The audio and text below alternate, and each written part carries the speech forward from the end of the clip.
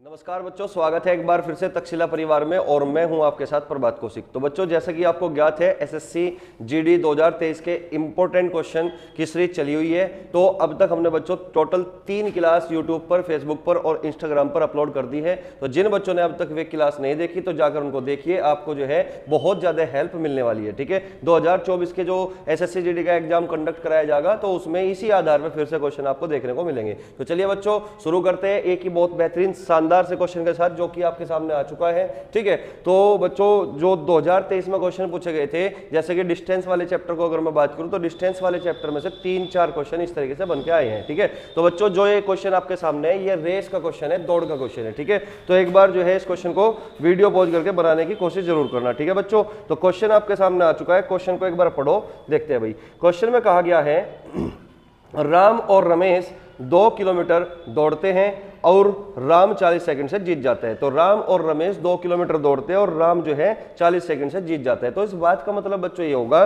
कि जो राम है वो रमेश से 40 सेकंड पहले दौड़ पूरी कर लेता है, यानी कि जो रमेश होगा वो राम से 40 सेकंड बाद दौड़ पूरी करता है। बात समझ में आई? तो राम रमेश से 40 सेकंड से जीत जाता है। अब क्वेश्चन में कहा गया कि राम और नरेश 2 किलोमीटर दौड़ते हैं और राम 650 मीटर से जीत जाता है। तो इसका मतलब जो राम है वो 650 मीटर से जीतता है, किससे? नरेश से। यानी कि इसमें 3 लोग आ चुके, एक राम है, रमेश है और नरेश है। ठीक है बच्चों, अब क्वेश्चन में कहा गया जब रमेश और नरेश समान दूरी तय करते हैं, यानी कि समान दूरी दौड़ते हैं। समान दूरी कितनी? 2 किलोमीटर। ठीक है, तो रमेश 25 सेकंड से जीत जाता है। राम द्वारा 2 किलोमीटर दौड़ने में लिया गया समय ज्ञात कीजिए। ऑप्शन है बच्चों आपके सामने 4। एक ऑप्शन है 2 मिनट 35 सेकंड, दूसरा ऑप्शन में 3 मिनट 35 सेकंड, तीसरा ऑप्शन है 3 मिनट 15 सेकंड और चौथा ऑप्शन है बच्चों 2 मिनट 15 सेकंड। तो चलिए बच्चों करने की कोशिश करते हैं किस तरीके से हम जो है इस क्वेश्चन को करेंगे। ठीक है, देखिए बच्चों, सबसे पहले तो आप इस क्वेश्चन को करने से पहले मेन चीज क्या है कि आपके क्वेश्चन अच्छे से समझ में आना चाहिए।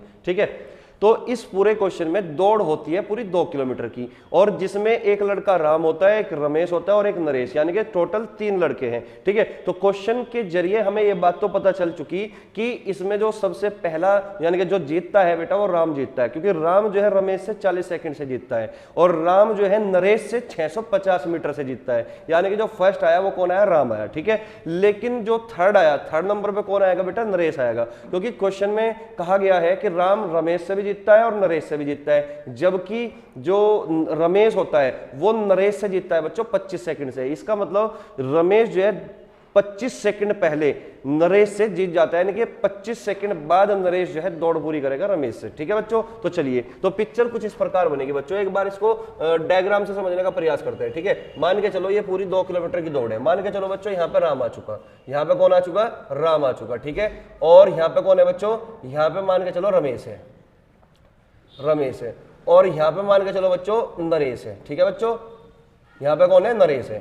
ठीक है, अब जैसा कि क्वेश्चन में कहा गया कि राम रमेश से 40 सेकंड, राम जो है रमेश से 40 सेकंड से जीतता है। इस बात का मतलब है कि रमेश को ये वाली जो डिस्टेंस कवर करने में और समय लगेगा, कितना? 40 सेकंड का। तो यानी कि 40 सेकंड से जीतता है राम। ठीक है, 40 सेकंड पहले जो है अपने डेस्टिनेशन पॉइंट पर राम पहुंच जाता है। ठीक है, ठीक इसी प्रकार क्वेश्चन में कहा गया कि जो रमेश है वो नरेश से 25 सेकंड से जीतता है। तो इसका मतलब रमेश और नरेश के बीच का जो समय का डिफरेंस है वो 25 सेकंड का है। ठीक है, तो इसका मतलब यहाँ पे जो रमेश और नरेश का टाइम का जो डिफरेंस होगा वो कितना दे रखा है बच्चों? 25 सेकंड का। तो ये है बच्चों यहाँ पे 25 सेकंड का डिफरेंस। ठीक है बच्चों, ये हुआ 25 सेकंड का। जबकि क्वेश्चन में कहा गया कि जो राम है वो नरेश से 650 मीटर से जीतता है। ठीक है, तो राम जो है 650 मीटर से जीतता है, तो इसका मतलब राम और नरेश के जो बीच की डिस्टेंस होगी बच्चों वो कितनी होगी? 650 मीटर होगी। कितनी? 650 मीटर। तो ये वाली डिस्टेंस 650 मीटर की है। क्लियर हुई बात यहां तक? ठीक है, अब आप मुझे एक बात बताइए, यहाँ पे जो मेन पॉइंट यहां से जो मिला हमें, जो हमें दिख रहा है मेन पॉइंट, वो ये दिख रहा है कि राम जो है नरेश से 650 मीटर से जीतता है, अर्थात 40 सेकंड और 25 सेकंड अर्थात 65 सेकंड से जीतता है। हम इस बात को इस तरीके से भी बोल सकते हैं कि राम नरेश से 650 मीटर से तो जीतता ही है, साथ में हम बोल सकते हैं 40 और 25 कितना हुआ? 65, यानी कि 65 सेकंड से जीतता है। 65 सेकंड से जीतता है, तो यानी कि ये डिफरेंस कितना होगा राम और नरेश के बीच का? 65 सेकंड का। क्लियर हुई बात? तो कुल मिला के बात ये हुई कि नरेश को यहां से लेके यहां तक की जो डिस्टेंस कवर करनी होगी, उस डिस्टेंस को कवर करने में जो समय लगेगा वो पूरा 65 सेकंड का लगेगा। कितना? 65 सेकंड का लगेगा। तो कहने का मतलब ये हुआ कि नरेश के द्वारा नरेश के द्वारा 650 मीटर दूरी तय करने में जो समय लगता है वो 65 सेकंड का समय लगता है। बात समझ में आई? अगर नरेश 650 मीटर दूरी 65 सेकंड में तय करेगा बच्चों, तो 10 मीटर दूरी कितने सेकंड में तय करेगा? आप कहोगे 10 मीटर दूरी जो है वो 1 सेकंड में तय करेगा। जबकि आपको पता है कि जो दौड़ है वो पूरी 2 किलोमीटर की है, और आप अच्छे से जानते हो कि 1 किलोमीटर 1000 मीटर के बराबर होता है, तो 2 किलोमीटर 2000 मीटर के बराबर होगा। तो अगर नरेश 10 मीटर 1 सेकंड में दौड़ता है, 10 मीटर 1 सेकंड में, तो पूरी 2000 मीटर अर्थात 2 किलोमीटर 2000 मीटर कितने सेकंड में दौड़ेगा? 200 की मल्टीप्लाई आप इधर करोगे तो 2000, 200 की मल्टीप्लाई आप इधर करोगे तो 200 सेकंड। क्लियर हुई बात यहां तक? तो नरेश के द्वारा लिया गया समय है ये किसके द्वारा? नरेश के द्वारा, यानी कि 2 किलोमीटर पूरी दौड़ करने में नरेश को जो समय लगेगा बच्चों वो 200 सेकंड का लगेगा। क्लियर हुई बात? जबकि हमें पता है कि जो राम है वो नरेश से पूरे 65 सेकंड से जीतता है, 65 सेकंड से, यानी कि 65 सेकंड पहले पूरी दौड़ कर लेता है राम। तो इसका मतलब अगर नरेश 200 सेकंड लेगा तो इसका मतलब राम जो है इससे 65 सेकंड 65 सेकंड कम लेगा। तो इसमें से 65 कम कर दोगे, 65 सेकंड आप यहाँ पे कम करोगे तो कितना बचेगा बच्चों? 10 में से 5 गए 5, 9 में से 6 गए 3, और यहाँ पे बचेगा 135 सेकंड। तो इसका मतलब राम जो लेगा, राम कितना समय लेगा बच्चों इस पूरी दौड़ करने में? 135 सेकंड लेगा। और 135 सेकंड को बच्चों हम लिख सकते हैं 120 second, 120 second plus 15 second, 120 second plus 15 second. और आप अच्छे से जानते हो कि 120 सेकंड का मतलब होता है बेटा 2 मिनट, 2 मिनट और ये 15 सेकंड। तो इसका मतलब राम के द्वारा जो लिया गया समय होगा बच्चों वो क्या होगा? 2 मिनट 15 सेकंड। यही आपका आंसर होगा, जो कि आपका डी ऑप्शन आंसर है। ठीक है, उम्मीद है क्वेश्चन बहुत ही बेहतरीन तरीके से मैंने एक्सप्लेन करने की कोशिश की है और आपको ये क्वेश्चन अच्छे से समझ में आ चुका होगा। ठीक है, एक बार फिर से मैं रिवाइज करा देता हूं। ठीक है, चलेगा। तो क्वेश्चन में कहा गया बच्चों कि 2 किलोमीटर की दौड़ थी, शख्स जो दौड़ने वाले थे वो थे 3, एक राम था, एक रमेश था और एक नरेश था।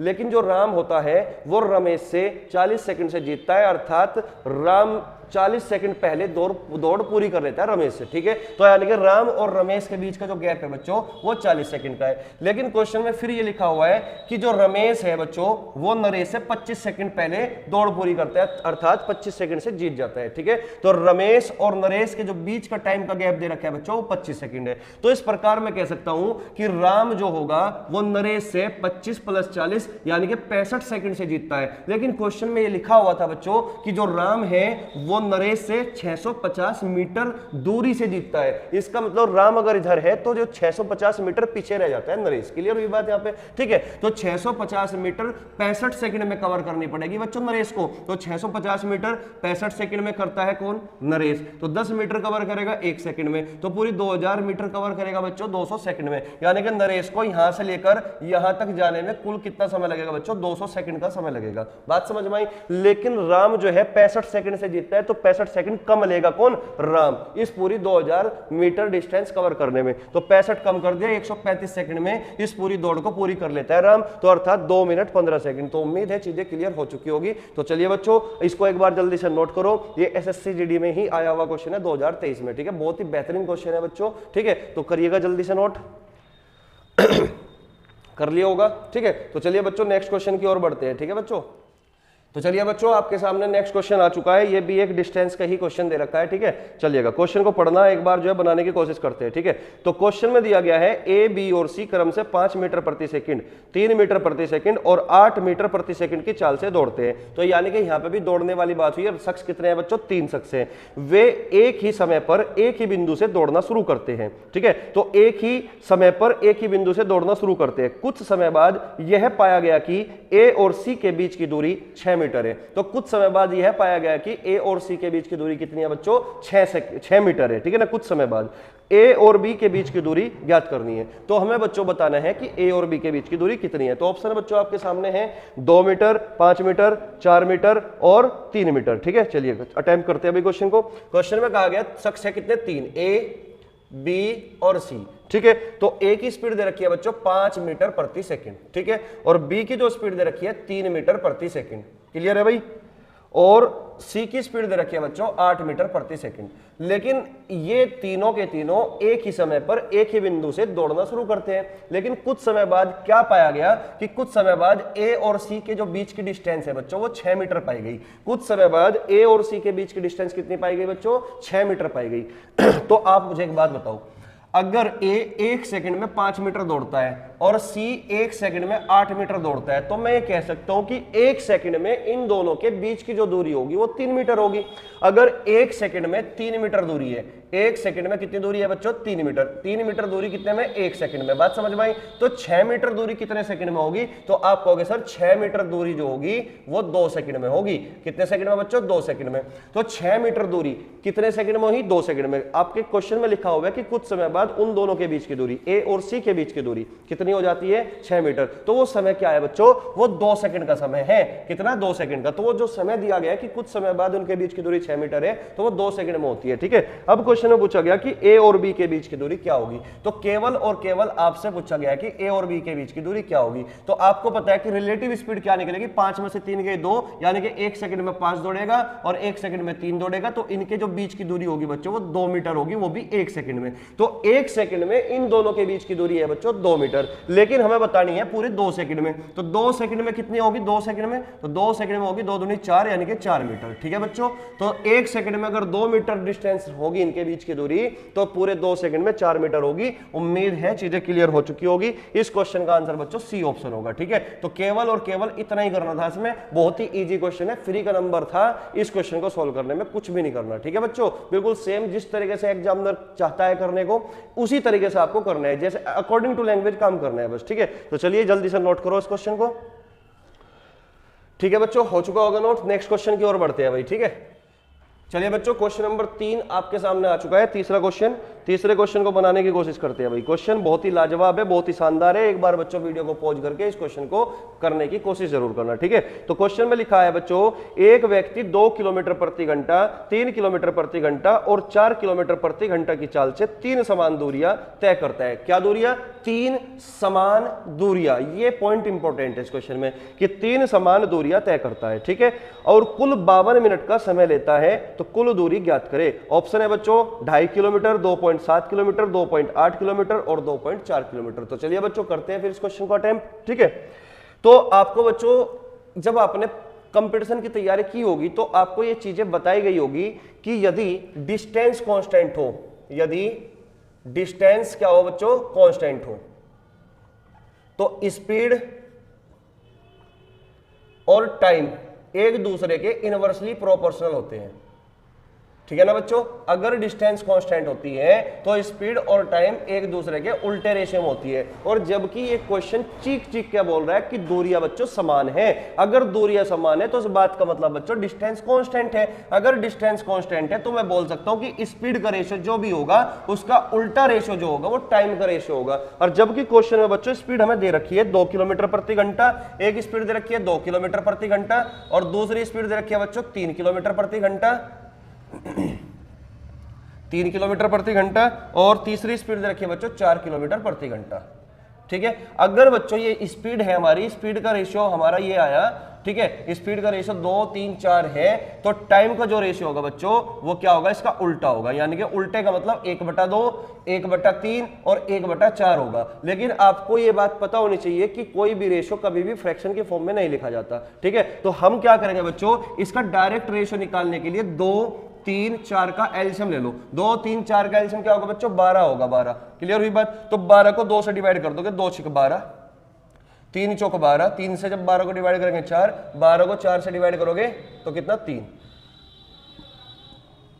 तो जो रेशियो बनकर आया बच्चों टाइम का रेशियो 6, 4, 3 आया, क्योंकि इसको उल्टा लिखा गया 1/2, 1/3, 1/4। फिर इसको इंटीजर फॉर्म में जब बदलेंगे बच्चों हम तो 6, 4, 3 ये समय का रेशियो निकलेगा। यानी कि 2 किलोमीटर प्रति घंटे की चाल से 6 समय लगा और 3 किलोमीटर प्रति घंटे की चाल से उसी दूरी को तय करने में 4 समय लगा और 4 किलोमीटर प्रति घंटे की चाल से उसी दूरी को तय करने में 3 समय लगा। जबकि क्वेश्चन में दिया गया है कि कुल 52 मिनट का समय लगा। तो बच्चों मुझे बताइए कुल टाइम कितना लगा? 6 और 4 10 और 3 12, यानी कि कुल समय 6 और 4 4 10 और 3 13 13, तो कुल समय कितना हुआ 13 यूनिट। कुल समय बच्चों कितना है 13 यूनिट। जबकि क्वेश्चन वाला कह रहा है कि नहीं 52 मिनट, और ये मिनट है, मिनट को घंटे में बदल लोगे तो 60, 52 को 60 से डिवाइड करके घंटे में बदल लोगे। तो यहां से बच्चों 1 यूनिट की वैल्यू कितनी निकलेगी, 1 यूनिट की वैल्यू 13 चौका 52, 4 से 60 को काट दोगे 1/15 घंटे। कितने 1/15 घंटे। तो 1 यूनिट की वैल्यू बच्चों 1/15 घंटे है, तो 3 यूनिट की वैल्यू कितनी होगी 3/15 अर्थात 1/5 घंटा, 1/5 घंटे। तो इस बात का मतलब ये हुआ कि 4 किलोमीटर प्रति घंटा की चाल से 1/5 घंटे में चली गई दूरी कितनी होगी। तो यहां से 4 की मल्टीप्लाई 1/5 में करोगे तो डिस्टेंस कितनी निकलेगी बच्चों, तो डिस्टेंस निकलेगी बच्चों 4/5 किलोमीटर, 4/5 किलोमीटर। लेकिन डिस्टेंस बच्चों 3 है, ये 4/5 पहली डिस्टेंस है, दूसरी डिस्टेंस भी हमारी 4/5 होगी, तीसरी डिस्टेंस भी हमारी 4/5 होगी। तो ये डिस्टेंस केवल सिंगल वाली डिस्टेंस आई, हमें चाहिए बच्चों टोटल डिस्टेंस। कितनी टोटल डिस्टेंस, तो टोटल डिस्टेंस का मतलब 3 गुणा 4/5, यानी कि 4 3 12, 12/5 का मतलब कितना होगा 12 दूनी 24, 2.4 किलोमीटर। बात समझ में आई। तो ये हमारा फाइनल उत्तर होगा, जो कि आपका कौन सा ऑप्शन है बच्चों, डी ऑप्शन है। ठीक है, तो उम्मीद है चीजें एकदम से क्लियर हो चुकी होगी किस तरीके से हमें क्वेश्चन को अंजाम देना था। ठीक है, क्योंकि क्वेश्चन में साफ साफ शब्दों में लिखा हुआ था कि दूरियां जो है समान है, और जब दूरियां समान हो जाती है अर्थात डिस्टेंस कांस्टेंट हो जाती है, बराबर हो जाती है, स्थिर हो जाती है, तो हमेशा बात आपको याद रखनी है कि स्पीड और टाइम दोनों के दोनों एक दूसरे के इनवर्सली प्रोपोर्शनल होते हैं, यानी कि एक दूसरे के उल्टे रेशियो में होते हैं।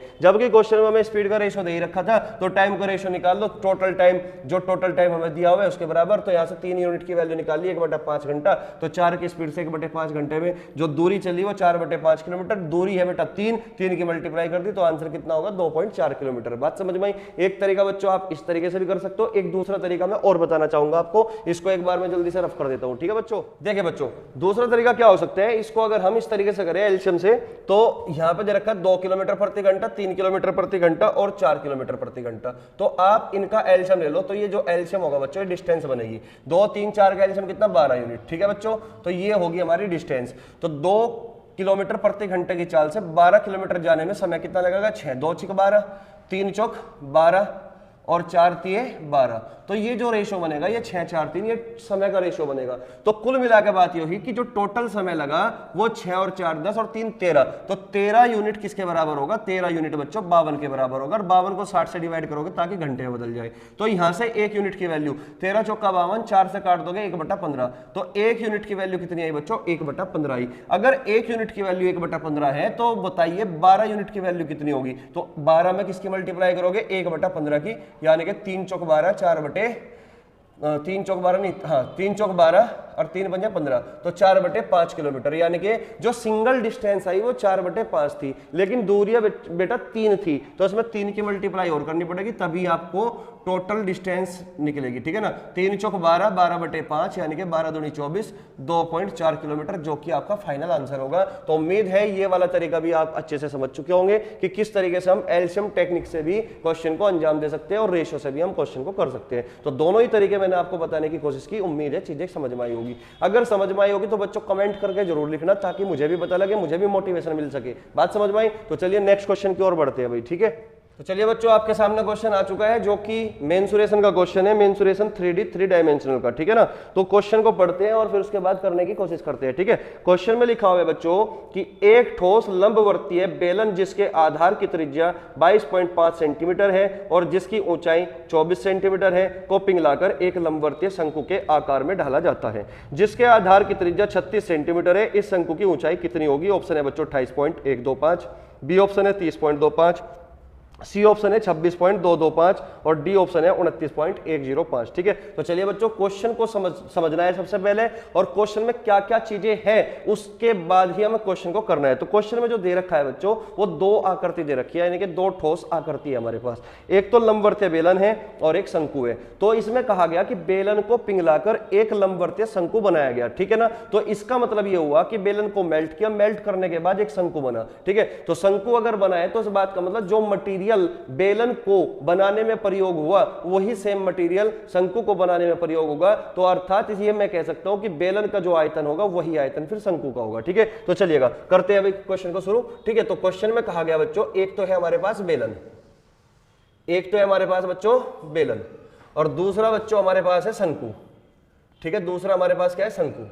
और इन इस बेलन को पिघलाने के बाद ही शंकु बना, तो इस बात का मतलब दोनों का जो आयतन होगा बच्चों वो बराबर रहा होगा। ठीक है, तो जिसके आधार की त्रिज्या यानी कि इसके जो आधार की त्रिज्या है बच्चों वो 22.5 सेंटीमीटर दे रखी है, 22.5 सेंटीमीटर। क्लियर हुई बात, ये इसके आधार की त्रिज्या है, जिसकी ऊंचाई 24 सेंटीमीटर है और जो ऊंचाई दे रखी है बच्चों वो 24 सेंटीमीटर दे रखी है। बेलन की ऊंचाई कितनी है, 24 सेंटीमीटर है। ठीक है, को पिघलाकर एक लंबवत शंकु आकार में ढाला जाता है जिसके आधार की त्रिज्या 36 सेंटीमीटर है। अब इसके आधार की त्रिज्या कितनी है बच्चों, 36 सेंटीमीटर, यानी कि शंकु के आधार की त्रिज्या 36 सेंटीमीटर।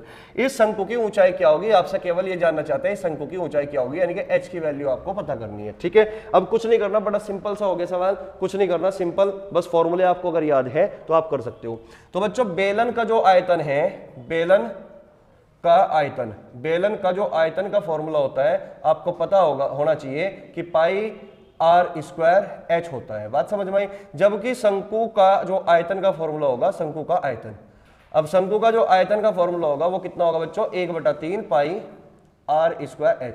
अगर बच्चों आपके ये दोनों फॉर्मूले याद है तो आप क्वेश्चन को कर पाओगे एग्जाम के अंदर, अगर फॉर्मूले याद नहीं है तो आपको ये मजबूरन छोड़ना ही पड़ेगा। बात समझ में आई। तो चलिए करते हैं अभी शुरू। ठीक है, तो इसका आयतन और इसके आयतन के बराबर है। ठीक है, तो पाई r स्क्वायर h, पाई r स्क्वायर, r कितना है बच्चों 22.5, तो 22.5 इंटू 22.5, ठीक है, पाई r स्क्वायर h कितना दे रखा बच्चों 24, तो गुणा 24, ये किसके बराबर होगा 1/3 पाई r स्क्वायर, यानी कि 36 गुणा 36 गुणा h, और हमें इस h की वैल्यू बतानी थी। ठीक है बच्चों, तो इसको बस सिंपलीफाई कर देना है और इसके अलावा हमें इस क्वेश्चन में कुछ भी नहीं करना। ठीक है बच्चों, तो काट पीट मचानी है बस, और कुछ नहीं करना। ठीक है बच्चों, चलिएगा करने की कोशिश करते हैं भाई। 12 दूनी 24, 12 तिये 36, यहां तक कोई दिक्कत नहीं होगी। ठीक है, अब यहां से 2 से काट दोगे, 2 से काट दोगे तो 18 बार कटेगा, 18 दूनी 36, यहां तक कोई दिक्कत नहीं है। अब 3 से बच्चों 3 कटेगा और पाई से बच्चों पाई कटेगा। बात समझ में आई। तो यहां पे बचा बच्चों 18। अब 18 को काटने के लिए क्या करना पड़ेगा, 2 2 4 और 5 9, यानी कि पूरा का पूरा 9 से कटेगा ही कटेगा। अगर मैं यहां से बच्चों पॉइंट हटा दूं और पॉइंट हटाने के बदले यहां पे एक 0 लगा दूं तो कोई दिक्कत नहीं होगी। आप कहोगे सर नहीं, तो यानी कि इसको काट दोगे आप 9 दूनी 18, यानी कि 20 बार कटेगा, और 9 से काट दोगे बच्चों 9 दूनी 18, 9 पंजे 45 से 25 बार कटेगा, क्योंकि 25 निम्मा 225 होता है। क्लियर हुई बात यहाँ पे। ठीक है, अब आप मुझे एक बात बताओ, अगर ये पॉइंट भी मैं हटा दूं बच्चों तो एक 0 और बढ़ेगी। आप कहोगे सर बिल्कुल बढ़ेगी, तो क्या 25 8 200 नहीं होता, 25 8 200 होता है कि नहीं। तो इसका मतलब ये 8h बराबर 225 के हुआ, ये 8h बराबर किसके बच्चों 225 के हुआ।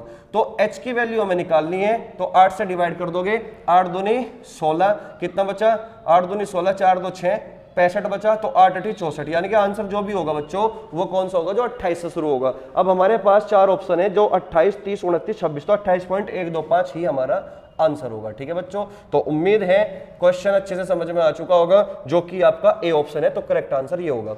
तो इस तरीके से हमें इस टाइप के क्वेश्चन को सॉल्व करना है। पता नहीं क्यों बच्चे जो है मेंसुरेशन से डर के भागते हैं, जबकि ये फ्री के नंबर होते हैं, क्योंकि डायरेक्ट फॉर्मूला ही तो है मेंसुरेशन, और इससे ज्यादा कुछ है ही नहीं। ठीक है, तो मेंसुरेशन के तो सवाल हर एक एग्जाम में मिलते ही मिलते हैं, कोई ताकत नहीं कि मेंसुरेशन के सवाल को रोक दे। ठीक है, तो मेंसुरेशन से कभी नहीं भागना, हमेशा जो है इसको अपने आप जो है सॉल्व करने की कोशिश करना क्वेश्चन को। केवल फॉर्मूला अगर याद है तो क्वेश्चन सॉल्व हो सकता है। ठीक है, तो चलिए बच्चों नेक्स्ट क्वेश्चन की ओर बढ़ते हैं, जल्दी से इसको एक बार नोट करो।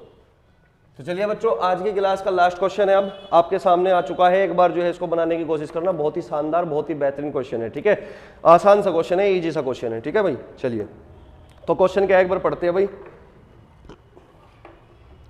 क्वेश्चन में दे रखा है बच्चों 24 पुरुष एक काम को 9 दिनों में पूरा करते हैं। तो टाइम एंड वर्क का क्वेश्चन है बच्चों। ठीक है, 24 पुरुष एक काम को 9 दिनों में पूरा करते हैं। उनके काम शुरू करने के 3 दिन बाद 8 और पुरुष उनके साथ जुड़ जाते हैं। उन सभी को शेष कार्य को पूरा करने में कितने दिन लगेंगे। ऑप्शन है ए 5.5 दिन, बी ऑप्शन है 9 दिन, सी ऑप्शन है 4.5 दिन, और डी ऑप्शन है बेटा 4 दिन। ठीक है, तो इस टाइप के क्वेश्चन को किस तरीके से हमें करना है वो आपको समझना है। तरीके बहुत सारे हो सकते हैं, लेकिन जो बेस्ट अप्रोच होगी मैं केवल वही आपको बताता हूं। ठीक है बच्चों, चलिएगा आप थोड़ा सा समझने की कोशिश करना, क्योंकि सारा का सारा जो भाव होता है ना, जो फीलिंग होती है वो क्वेश्चन की समझनी है आपको। ठीक है, तो क्वेश्चन में कहा गया 24 पुरुष एक काम को 9 दिन में पूरा करते हैं। तो इसका मतलब अगर 24 के 24 पुरुष काम करते तो 9 दिन में काम को पूरा समाप्त कर सकते थे। ठीक है, लेकिन उसने कहा उसके काम शुरू करने के 3 दिन बाद 8 और पुरुष उसके साथ जुड़ जाते हैं। इसका मतलब यह हुआ कि जो 24 पुरुष थे, जो 9 दिन में सारा काम निपटा सकते थे, उन्होंने केवल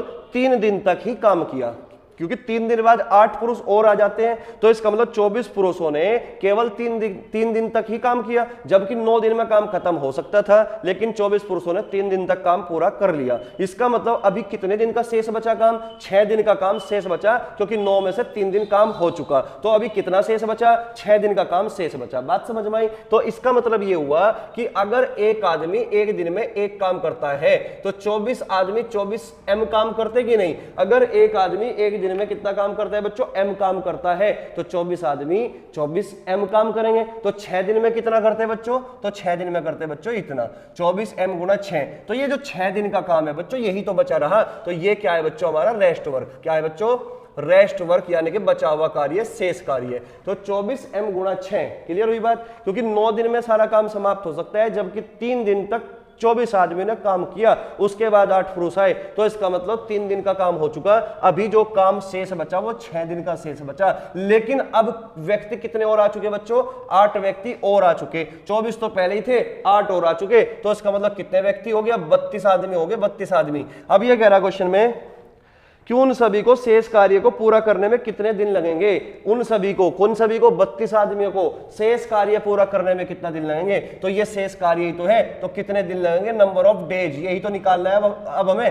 तो ये भी शेष कार्य है और ये भी यही काम करेंगे, तो इसका मतलब ये दोनों बातें क्या है बच्चों? आपस में बराबर है। दोनों अब क्या है? शेष कार्य है, क्योंकि जो 32 आदमी है शेष कार्य ही तो काम पूरा करेंगे, शेष कार्य को ही पूरा करेंगे। ठीक है, तो चलिए दिनों की संख्या निकाल लेते हैं अब इसमें, और कुछ नहीं करना। ठीक है, तो काट पीट मचा दो भाई। 8 चौक 32, 8 तिये 24, 36 18, 18/4। तो दिन कितने आ गए बच्चों? 18/4। और 18/4 को मैं लिख सकता हूँ 9/2, जो कि आपका आंसर आ चुका 4.5 दिन। क्लियर हो चुकी? तो आंसर है बच्चों आपका 4.5 दिन। ठीक है, जो कि आपका सी ऑप्शन है। तो उम्मीद है क्वेश्चन बहुत ही बढ़िया तरीके से मैंने समझाने की कोशिश की है कि जब भी इस टाइप का क्वेश्चन आपके सामने होगा जिसमें शेष कार्य पूछा जाए, तो बच्चों आपको भी शेष काम पे ही काम करना है, वर्क करना है। ठीक है, तो चलिए बच्चों नेक्स्ट क्लास में फिर अच्छे क्वेश्चनों के साथ मुलाकात करते हैं। ठीक है, तब तक के लिए आप जो है पढ़ते रहिए, खुश रहिए। ठीक है, जय हिंद, जय भारत।